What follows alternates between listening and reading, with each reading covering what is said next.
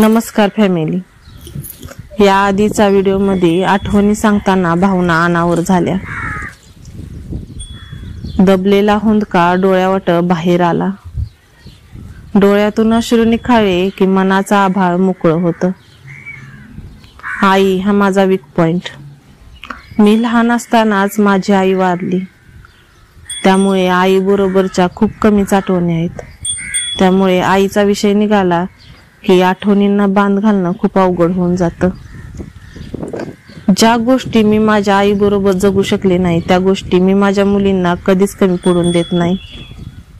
मुलींनी खूप दिवस झाला हट्ट केला होता किल्ला पाहायला जायचं म्हणून, पण मिस्टरांना कामातून वेळच मिळत नव्हता, त्यामुळे राहून गेलतं।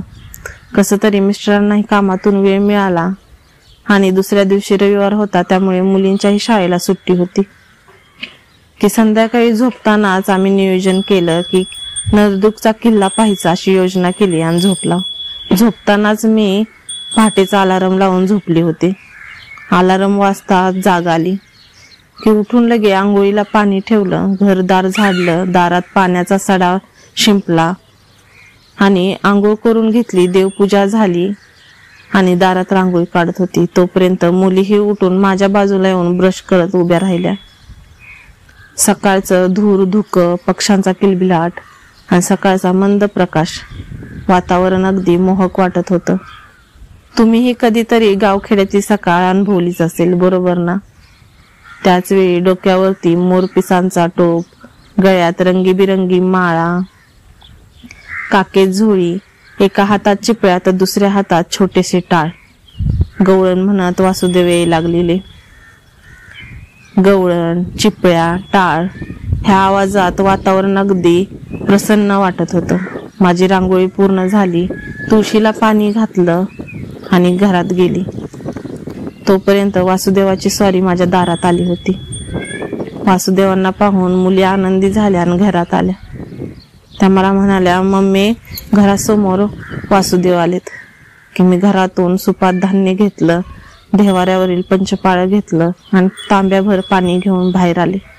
वासुदेवाच्या पायावरती पाणी घातलं, हळदी कुंकू लावलं आणि पाया पडले। मी पाया पडले हे पाहून मुलीही पाया पडल्या। वासुदेवांनी आणि ते मी सोबत आणलेलं धान्य वासुदेवांना दान केलं। वासुदेवांनी त्यांच्या झोळीतलं मुठभर धान्य माझ्या सुपात टाकलं आणि ते धान्य घरच्या धान्यात मिसळलं की भरभराट येते। मग वासुदेवांनी मला विचारलं माझ्या माहेरच्या आणि सासरचे हयात नसलेल्या माणसांची नावे। मी त्यांना माझ्या आईचे आणि सासू सासऱ्याचे नाव सांगितलं। वासुदेवांनी त्यांच्या गवळणीमधून माझ्या आईचा आणि सासू सासऱ्यांच्या नावाचा उद्धार केला आणि ते पुढच्या घरी निघून गेले।